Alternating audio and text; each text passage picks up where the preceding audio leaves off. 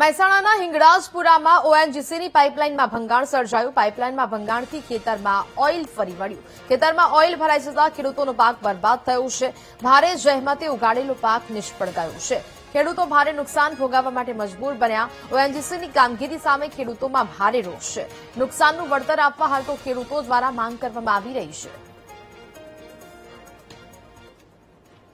એક આઈએનજીસી ની લાઈન જતી હતી તે નીચે જમીનના નીચે ડેમેજ થઈ છે। એના લીધે અમારા ખેતરમાં આખું આઈલ ભરાઈ ગયું છે। એના લીધે અમે કંઈક અહીંયા ઉગાડી નહીં શકતા અને વધારે પ્રોબ્લેમ છે।